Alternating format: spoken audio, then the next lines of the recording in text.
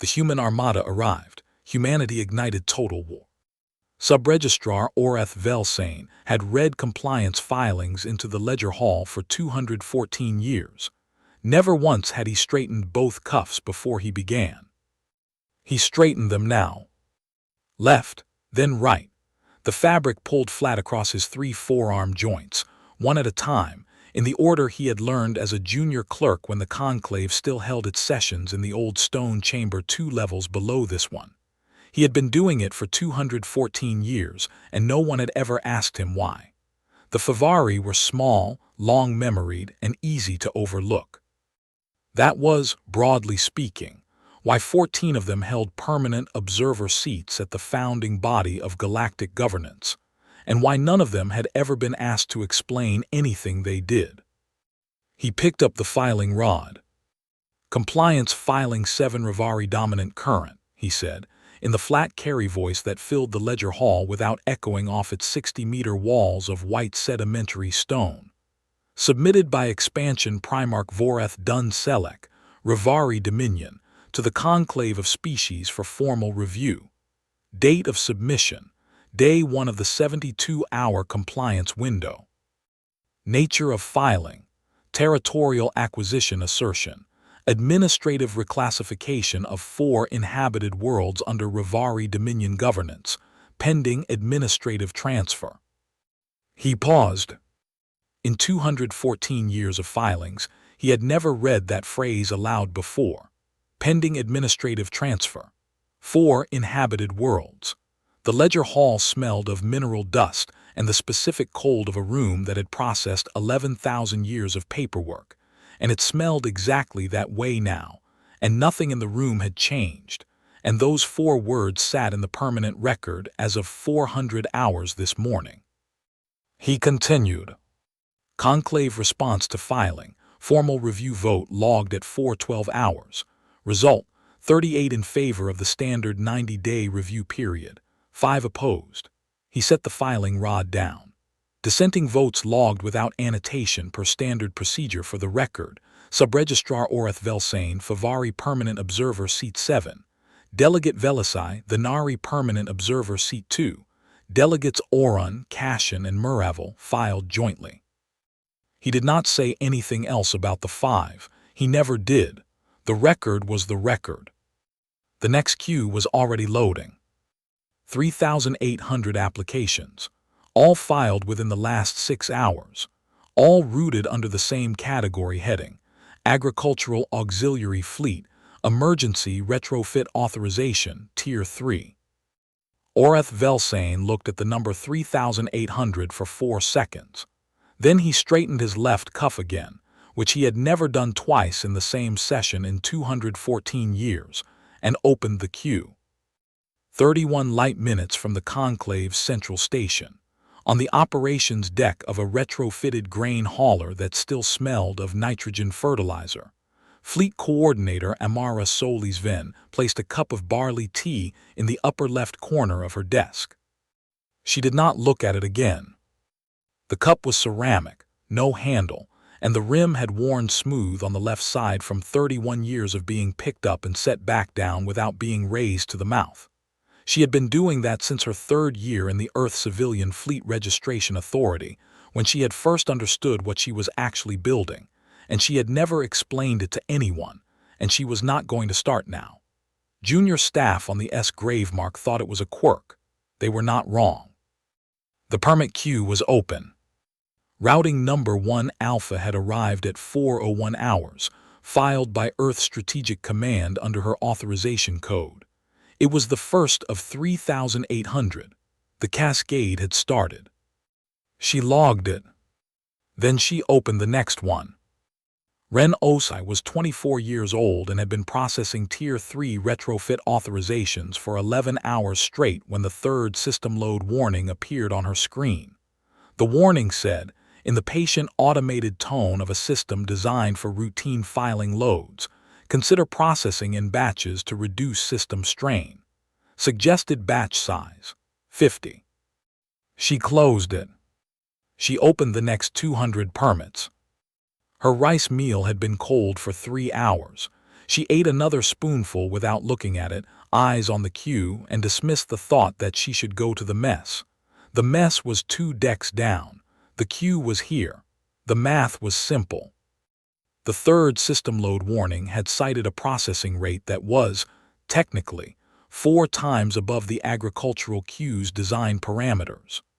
Wren did not know why the agricultural cue had design parameters relevant to what she was currently doing, and she had decided 6 hours ago that this was not her question to ask. She processed the next batch. Here is what the Conclave's ledger hall had processed in its 11,000 years of operation: 7 compliance ultimatums. Of those 7, 6 had been resolved by compliance. The 7th had been resolved by a species that no longer existed, for reasons the Conclave's permanent record described as disputed, and the Favari's internal records described, more precisely, as a lesson the Conclave did not learn because the Conclave was not the one that paid for it. Oreth Velsane had written that internal record entry himself 9,000 years ago. He had filed it. It had been received. It had been logged. It had been assigned to a subcommittee. Here is what else the ledger hall had processed. The campaign records of expansion Primarch Voreth Dunselek, submitted every 4 years as required, never late. 8 systems taken. Conquest brands on his left forearm, 1 per system, publicly logged in the Dominion's military registry and cross-filed with the Conclave's conflict record. His intelligence assessment filings described, across 14 pages, the current military posture of every species within expansion range. The Earth entry was 14 pages. It concluded, low-yield defensive posture, no escalation capacity, projected response to ultimatum, compliance within 72-hour window. The assessment was based on 9 vessels. The Rivari's Intelligence Division had identified 9 Earth vessels rated above Tier 2 military classification. That number was accurate. It was simply not the relevant number. The filing category had been created 183 years ago. A single Earth registration clerk named Petra Vostal had written the justification memo herself, 4 pages, submitted on a Tuesday, citing theoretical border disruption scenarios as the basis for creating a standing retrofit authorization pathway for civilian fleet assets. The memo had been reviewed by her direct supervisor, initialed, and filed. It had never been reviewed above her pay grade. Every 11 years, the category renewal came due. Every 11 years, someone in the Earth Civilian Fleet Registration Authority filed a 1-page renewal memo. The memo cited no changes to conditions. The category was renewed. The file closed. The depots had been pre-staged across 19 asteroid belt locations over the same 183 years, filed under Survey Instrument Holding Agricultural Division. The retrofit kits, modular weapons mounts, distributed targeting arrays, installable by civilian crew in 48 hours, had been inventoried, maintained, and replaced on a standard equipment rotation cycle. The cycle was filed under agricultural equipment redistribution. The custom system processed each rotation in under 4 minutes.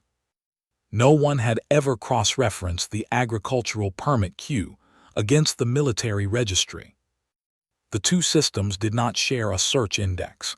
They had never needed to. They had been built by different species at different times for different purposes. The gap between them was not an oversight. It was simply the specific shape of 11,000 years of institutional architecture that had been designed, layer by layer, by people who had never imagined they were building a door. Petra Vostal had imagined it. She had filed the memo. She had renewed the category. She had retired after 34 years of service and died at 91, and the memo had kept renewing every 11 years on schedule after she was gone. Captain D1 Kress of the S. Gravemark had been in service for 23 years and had never once run his pre-engagement checklist on a digital system. He had started doing it by hand 9 years ago, after a sensor integration failure had cost him a patrol window and 6 hours of unreported contact data, and he had not stopped. The checklist was 7 pages, handwritten, kept in a water-resistant sleeve in the left inner pocket of his duty jacket. He was on page 3. Page 3 was Communications Array Alignment Verification, cross-referenced against the distributed targeting array specs that had arrived in the retrofit kit manifest at 3:30 hours. He ran the checklist items in order, in his own handwriting, one at a time. He made a small checkmark next to each one when it cleared. The checkmarks were all the same size. He had been making them the same size for 9 years. 2 decks below him, in what had been the seed storage management room before the S gravemark had been transferred out of the grain fleet and into the Earth Civilian Fleet Registration Authority's operational pool, Amara Solisven was processing permit number 847 of 3,800. She did not look at the cup. Aboard the S Quiet Register, formerly the grain freighter MV Cassini Reach, still carrying 400 tons of soy protein in sealed holds 3 through 7. Sergeant Major Ibrahim was briefing 1,600 soldiers. The briefing room was the main grain hold. The floor had seed-routing channels set into it, 3 centimeters wide, running in parallel lines from the rear bulkhead to the forward distribution ports. The channels were clean. They had been clean when the ship transferred out of the grain fleet, and Naim had inspected them personally when the 7th Auxiliary Group had boarded, and they were still clean. Nobody mentioned the smell. The smell was faint grain dust, dried nitrogen supplement, the specific close warmth of a space that had moved food for 14 years before it had moved people. It was not an unpleasant smell. It was simply a smell that was not what you expected a military briefing room to smell like. And so no one acknowledged it, and Naim had decided on the first day that this was the correct approach and had enforced it ever since by not saying anything himself. The retrofit kits arrive in 8 hours, he said. Installation runs in 3 shift rotations. Each shift covers mount attachment, array alignment, and power coupling verification. You do not need to understand what the arrays do. You need to understand where the mounts go and how to read the coupling indicator lights. He paused. Green means locked. Yellow means check the coupling. Red means stop and get someone with a spanner. Nobody asked any questions. That was fine. Naim had given this briefing in different forms across 7 years of service, and the questions always came during installation, when people were looking at actual hardware and the abstract became concrete. He preferred it that way. One more thing, he said. The channels in this floor are load rated to 2,400 kilograms per running meter. The mount assemblies are 1,800 kilograms. You will be using the channel floor structure as your base anchor points. He looked at the floor for a moment. So I need you to not drop anything heavy into the channels, because retrieval from a 3-centimeter slot is not a fast process, and we are on a 47-hour installation window. 47 hours. The 72-hour ultimatum had 65 hours remaining. On the bridge of the command barge Unerring Will, Expansion Primarch Voreth Dunselek stood at the center of his tactical display and looked at the boundary line of declared human space. The war room was cold. The Rivari ran their command spaces at 4 degrees below standard atmospheric calibration, pressure differential biology, which meant their joints moved more fluidly in the cold, and their reaction times shortened by about 11%, and their senior staff stopped making suggestions nobody wanted to hear. Voreth had been in rooms like this his entire adult life. He was 2.4 meters, and the room was built for him, and he stood at its center the way things stand when they have never been refused. The boundary line was clean on the display. 2,200 ships on his side of it, 180 capital warships, the Unerring Will in the center, flanked by the 1st and 3rd engagement formations. On the other side, Earth's 9 registered military vessels, holding at a distance Voreth's sensor operators had characterized as defensive but non-aggressive, consistent with assessment. He had reviewed the 14-page Earth assessment before the ultimatum was filed. He had reviewed it because he always reviewed assessments. He had filed his conquest records with the conclave on schedule, as always, and he had submitted the compliance ultimatum on schedule, and now he was waiting, as he always waited, for the window to run. Low-yield defensive posture. The words had the ring of accuracy. He had encountered low-yield defensive postures many times. They had a specific shape. The 9 vessels would hold at distance. There would be a communication from some Earth authority expressing concern about the process. There would be an appeal to the conclave. And then, at some point in the next 72 hours, there would be compliance. He had seen it 8 times. He had a protocol for it. Hour 6. Solis Ven, logged permit number 1204. The cascade was running clean. The Ledger Hall's agricultural queue was processing at standard speed, 22 seconds per permit, automated review, auto-approval for valid Tier 3 filings. She had run the numbers the first time 9 years ago when she had taken over the coordination role, and the math had been simple. At 22 seconds per permit, 3,800 permits would process in about 23 hours. They had a 72-hour window. The margin was comfortable. She had not told anyone the margin was comfortable. There was no reason to. The filing would either work or it would not, and either way the margin was what it was. She picked up the cold cup of barley tea. Set it back down. The queue kept moving. In the Ledger Hall, Oreth Velsane had opened a secondary observation window on his station and was watching the agricultural permit queue process in real time. He had been watching for 4 hours. He had not flagged it. He had not contacted anyone.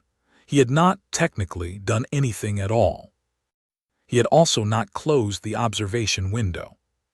He straightened his right cuff, then his left.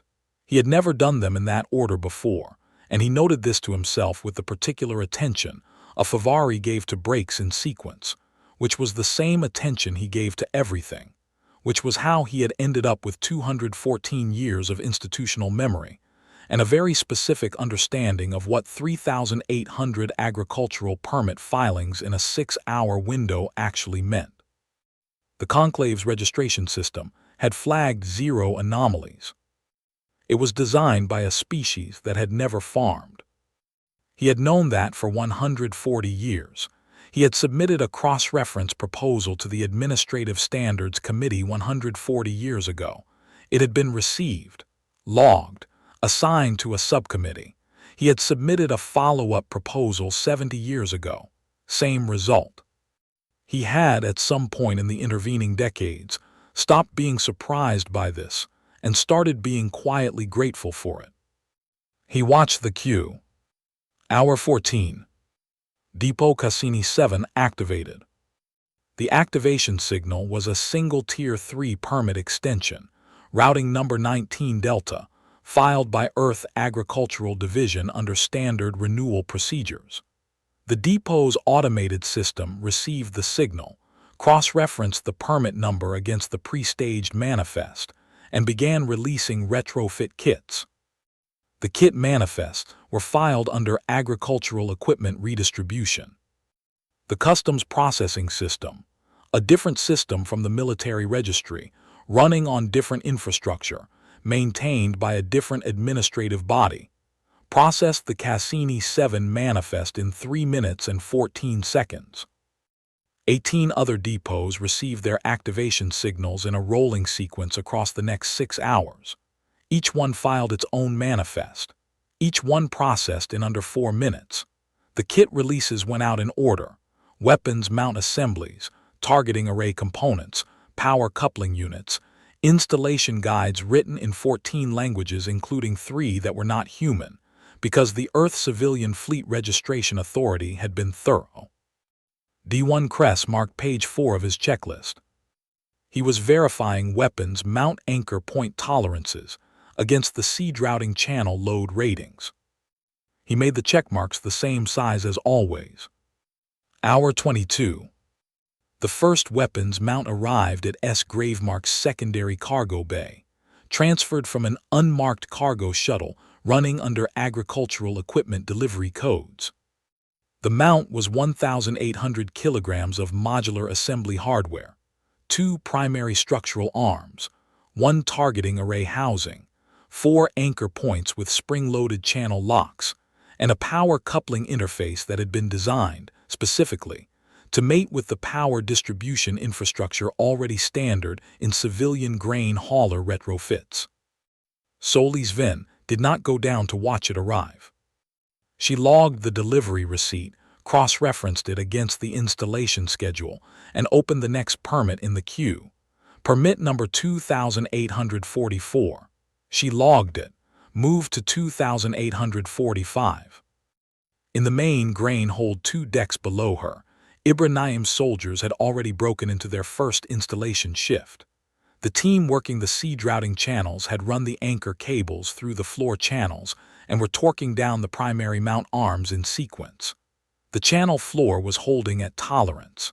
The smell of grain dust had mixed with machine oil and the particular dry warmth of electrical equipment running at load. Nobody mentioned the smell. Private Casa Duro, 22, was on her third mount anchor when her torque driver slipped on a channel edge and dropped straight down into the routing slot. She looked at it for 1.5 seconds. Then she unclipped the safety cable from her belt, fed one end down the slot, looped it around the driver's handle using the technique from the manual she had read once on the troop transport 2 weeks ago and had not expected to need, and retrieved it in about 90 seconds. She set it on the floor beside her knee, checked the bit for damage, found none, and continued torquing. She did not tell anyone. She did not stop. Hour 41.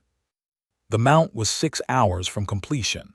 Naim's soldiers were in their third rotation shift. The grain hold smelled strongly of machine oil now, and faintly still of soy. 3 decks up, SciFi had processed permit number 3601. She was not tired. She had worked 19-hour shifts before. She had worked 31-hour shifts before. She had spent 9 years thinking carefully about what a shift like this one would feel like when it finally arrived, and the answer she had found was that it felt mostly like a shift. The permits processed or they did not. The queue moved or it did not. She had done everything she could do to make it move, and now she was doing it, and the cup was in the upper left corner of the desk, and the next permit was already open. She picked up the cup, set it back down, processed the next permit. Hour 61. Sublieutenant Irth Keen had been at her sensor station on the unerring Wills secondary bridge for 14 hours when the long-range scouts returned their first imagery package. She ran the data through the standard filtering stack.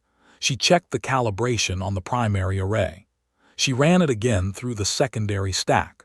She sat with the results for 3 minutes, which was 3 minutes longer than she normally sat with anything, and then she wrote the report.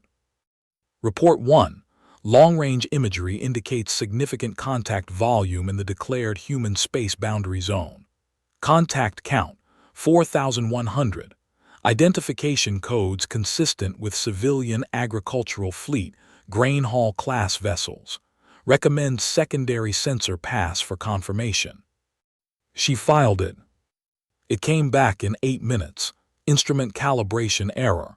Resubmit after recalibration. She recalibrated, ran the scan again. The numbers were the same. She wrote Report 2. Report 2 came back in 6 minutes. Instrument calibration error. Resubmit after recalibration. She stared at her screen. She had 4,100 contacts. They were holding in formation across 6 entry vectors, spread wide, the way you spread a net. Most of them were still broadcasting grain haul identification codes. Some were not. The ones that were not had stopped broadcasting in the last 40 minutes. She wrote Report 3. Report 3 came back in 4 minutes. Instrument calibration error. Resubmit after recalibration. Irth Keen sat at her station for 4 minutes after that, not looking at the screen, Looking at the wall above it where there was nothing, a gray bulkhead, standard Rivari construction, cold because the room was always cold. She had filed 3 reports. They had been returned 3 times. She was going to be disciplined for what she did next. She opened the conclave's open diplomatic channel. She filed report 4 there, simultaneously, without authorization, on the same channel used by heads of state and conclave delegates, and as of 6 hours ago, expansion Primarch Voreth Dunselek's official compliance ultimatum. Long-range sensor data, 4 independent passes, cross-stack verified, 4,100 contacts in human space boundary zone, coordinated formation across 6 entry vectors, majority broadcasting grain hall identification codes, minority silent. Contact density inconsistent with defensive posture. Recommend immediate review. She filed it. Then she sat back, put both hands flat on her station console, and waited to be summoned. In the ledger hall, Oreth Velsane received the open channel filing at 5:47 hours and read it twice. He had logged it, he had read it, he had noted it. He straightened both cuffs. He did not transmit anything to anyone. He was an observer, he observed.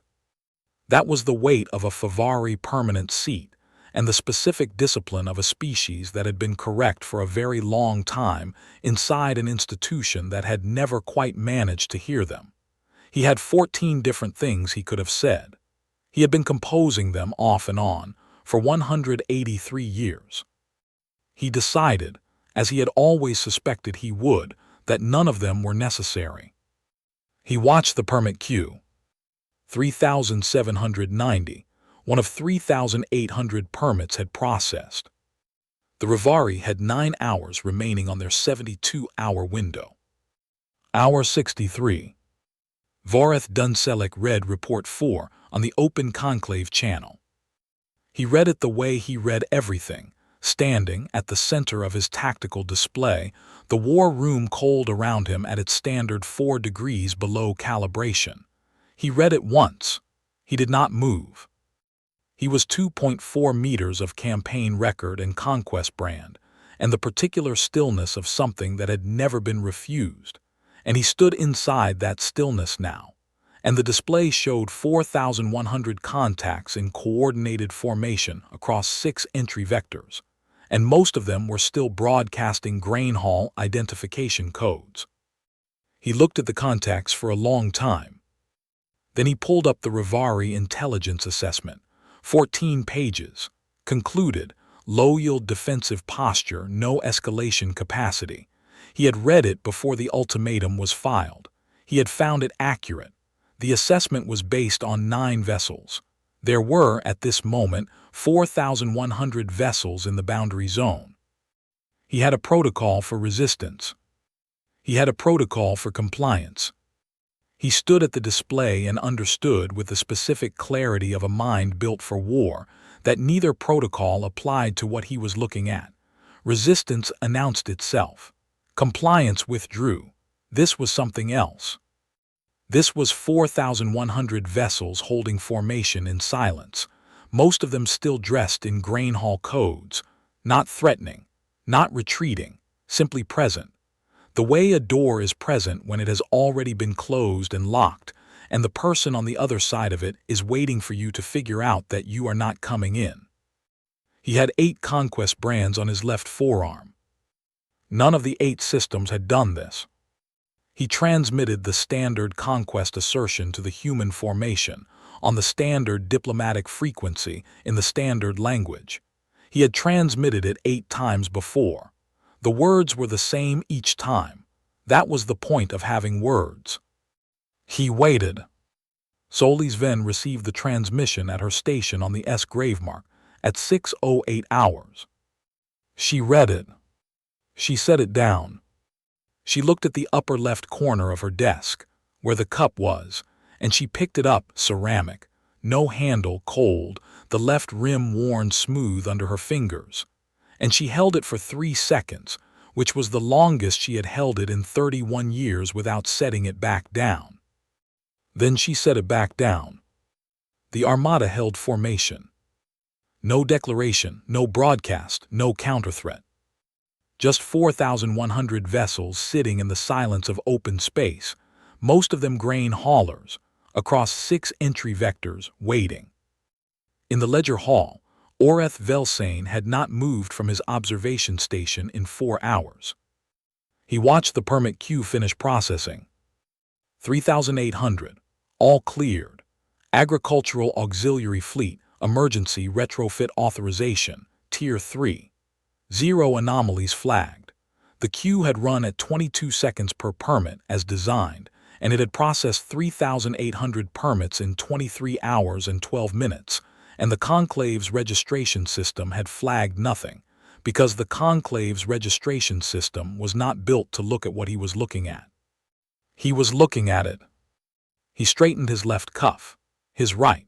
He thought about Petra Vostal's 4-page memo, which he had read 183 years ago, not because anyone had told him to, but because he read everything because he was Favari, because that was what 11,000 years of observer status did to a species. And he thought about the 1-page renewal memos that had come every 11 years since, always on schedule, never reviewed, never challenged. He had known what they were. He had known for 183 years. He had filed 2 cross-reference proposals. He had been assigned to 2 subcommittees. The subcommittees were still scheduled. He sat very still in the observer gallery of the ledger hall, alone in the mineral cold quiet, and he watched the formation hold. Hour 68. Private Cass Aduro finished the last torque sequence on Mount 7 of 8 at 6:14 hours and sat back on her heels. Her knees hurt. She had been kneeling on the sea-drowning channel floor for most of a 12-hour shift, and the grain hold smelled of machine oil and something warmer underneath, soy, still, faint. And she was very tired in the specific way you got tired when you had been doing careful physical work in a small space for a long time. She picked up her torque driver. She checked the bit. She put it in her chest pocket where it sat with its clip hooked over the pocket edge because she was not going to drop it again. She moved to Mount 8. Hour 70. Voreth Dunselek had not transmitted again. His senior tactical officer had entered the war room at hour 67 and had not said anything, had looked at the display, had left. 3 junior officers had done the same thing at different intervals. Nobody had said anything to Voreth, and Voreth had not said anything to them, because there was nothing to say that the display was not already saying, which was 4,100 contacts, formation held, silence maintained, grain hall code still broadcasting on most of them like a joke that was not a joke. He had taken 8 systems. He had been classified by 3 separate species intelligence services as low probability of miscalculation. He had filed and dismissed all 3 reports himself. He looked at the display and understood, for the first time in his career, what it felt like to be on the wrong side of a correct assessment. The 9 registered Earth military vessels were at the back of the formation. All the way at the back. Not as a spearhead, not as a command structure, just held at the rear like an afterthought or like something placed deliberately where an intelligence assessment would see it and stop looking, and everything else would be beneath notice, filed under a category that had been created 183 years ago by a clerk whose name he did not know and would never know. He had 9 hours left on the ultimatum window. He transmitted the conquest assertion again, final transmission. The words were the same words. He had used them 8 times. They had worked 8 times. He waited. 4 minutes and 11 seconds later, a response was logged into the Conclave's permanent diplomatic record. It was logged there first, before it reached his bridge, before it reached anyone's bridge. Because it was sent on the open Conclave channel, the same channel Sub-Lieutenant Irth Keen had used for Report 4, the same channel used by heads of government and Conclave delegates, and now by Fleet Coordinator Amara Solis Ven, from the operation suite of a retrofitted grain hauler that smelled of nitrogen fertilizer, at 6:11 hours on day 3 of the Rivari compliance ultimatum. 4 words. We did not register this. That was not quite right. The words were specific and they mattered, and they were these. Your filing number is incorrect. No, still not right. They were plain. They were short. They were the kind of words a clerk used when an error had been made in a form, and they had been chosen because that was exactly what they were, and because the conclave's permanent diplomatic record would carry them for as long as the ledger hall stood, and because when you had spent 183 years filing correctly, you knew that the record was the weapon. The 4 words, logged at 6:11 hours, permanent record entry 7 Rivari response current. Pending transfers require valid filing. Oreth Velsane read them in the ledger hall. He read them once. He straightened his left cuff, then his right, left, then right in order, the way he had done it for 214 years. He had written 14 different responses to this moment across those years, long ones and short ones, formal addressed to the full conclave, one-line entries for the observer record, a speech he had drafted at year 40 and redrafted 6 times since, that laid out in careful sequence the institutional failure that had made this moment both necessary and preventable. He had the drafts filed. They were very good drafts. He decided, as he had always known he would, that none of them were necessary. The record would say what the record said. It already had. On the unerring Will's secondary bridge, Sublieutenant Irth Keene read the 4 words on the open channel at 6:13 hours, 2 minutes after they were logged. She read them once. She did not move. She had filed 3 reports and been returned 3 times, and filed a 4th on an open channel without authorization, and she was going to be disciplined for it, and she had known that when she filed it, and she had filed it anyway, because the readings were the readings and someone had to say what the readings said. She read the 4 words again. Pending transfers require valid filing. They were not, on their face, particularly powerful words. They were the words a registration clerk used when a form had an error. They were the words the conclave system used when a filing was rejected for procedural reasons. They were plain and short, and they described, in the specific and permanent language of institutional record, exactly one thing. The Rivari Dominion's compliance ultimatum, its assertion of administrative transfer, its 72-hour window, its 2,200 ships and 180 capital warships, and Primarch with 8 conquest brands on his forearm, had been answered with a filing correction. The human formation had not declared war. It had not made a threat. It had not broadcast a response.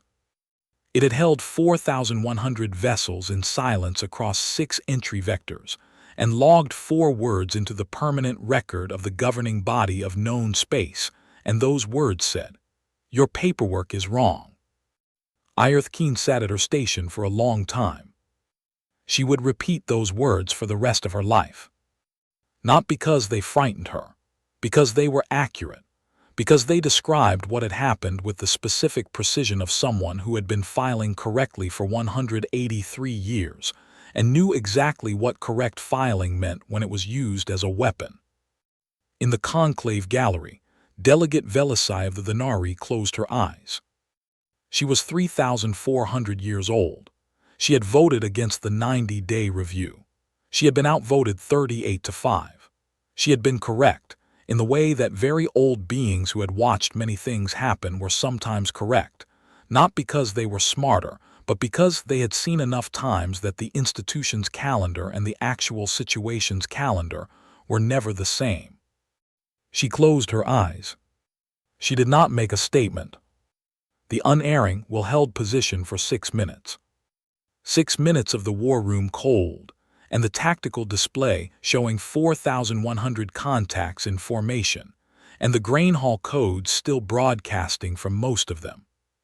6 minutes of Voreth Dun Selek standing at the center of his display, not moving, the way something stands when it is doing the very specific work of understanding something it cannot change. He had filed and dismissed 3 intelligence reports from 3 separate species that had called him low probability of miscalculation. He was thinking about that. He issued the withdrawal sequence. He did not transmit anything to the conclave. He did not transmit anything to Irth Keen. He did not transmit anything to the human formation. The 180 capital ships began pulling back in order, first the forward engagement wings, then the flanks, then the center, and 31 of them had completed withdrawal before the conclave's registry formally closed the engagement window.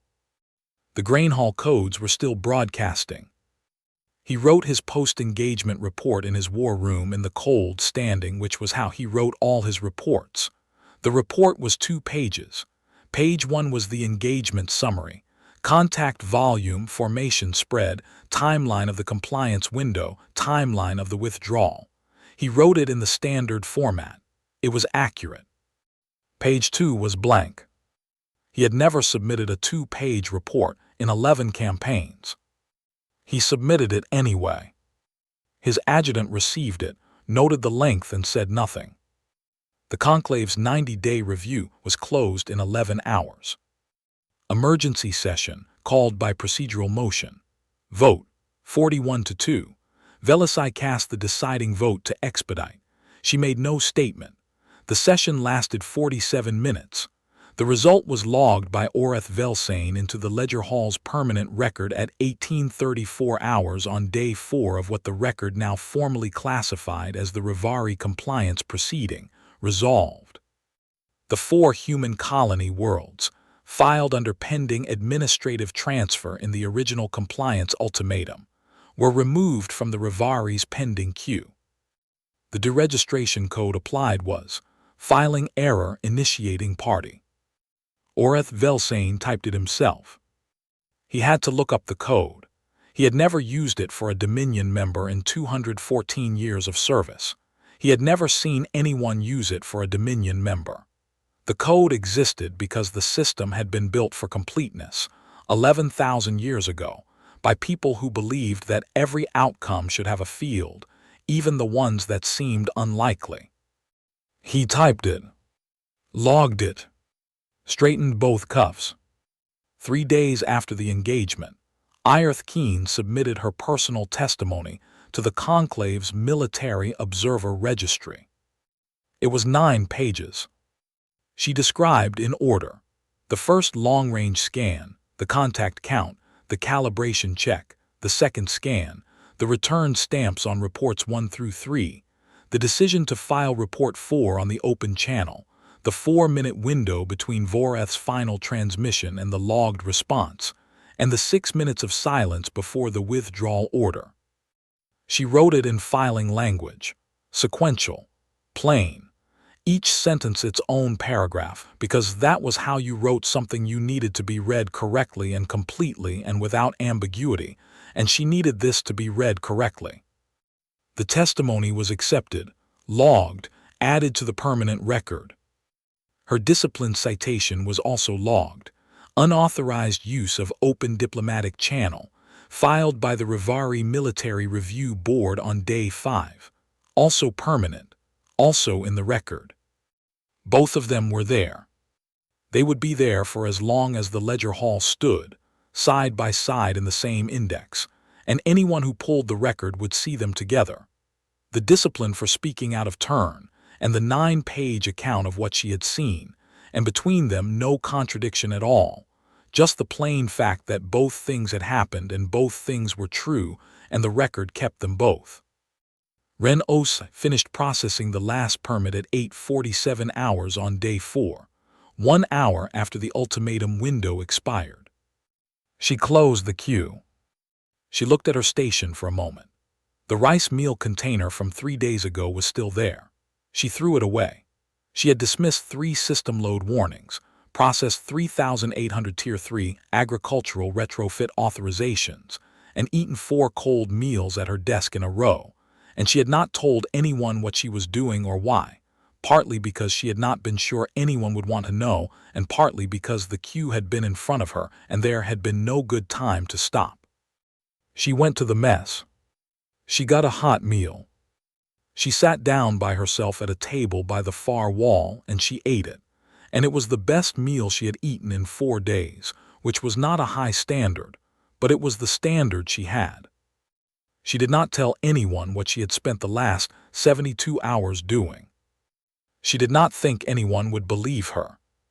Sergeant Major Ibrahim's soldiers reinstalled the sea-droughting channel covers on S quiet register at hour 80. The covers went back in order, front to back, 3-centimeter slots sealed one by one, the floor returning to the flat surface it had been before the installation began. The grain hold smelled of machine oil still, and soy underneath, and the faint metal clean of new hardware. Private Cass Aduro finished the last cover, sat back on her heels, and checked her chest pocket. The torque driver was there. She had put it there at hour 41, and it had stayed there for the rest of the installation, and it was there now. She left it there. 3 months after the engagement closed, Oreth Velsain submitted a formal proposal to the Conclave's Administrative Standards Committee. The proposal was 4 pages. It requested a shared indexing protocol between the agricultural permit queue and the military registry, a cross-reference function that would flag any agricultural filing volume above 200 permits in a 12-hour window for review by the military registry's administrative lead. The proposal cited, in full, the 72-hour permit cascade, the contact count, and the 0 anomalies flagged by the current system. It was precise. It was thorough. It was, in his assessment, the clearest proposal he had ever written. It was received, logged, assigned to a subcommittee. The subcommittee was scheduled to meet in 14 months. He had expected this.